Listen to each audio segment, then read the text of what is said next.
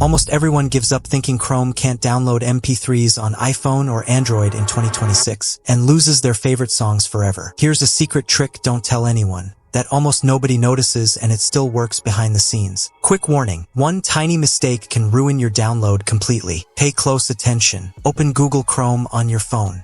Tap the search bar, type Pixabay, and open the official site. Stick with this one, other sites silently break the method. Once the page loads, tap Music.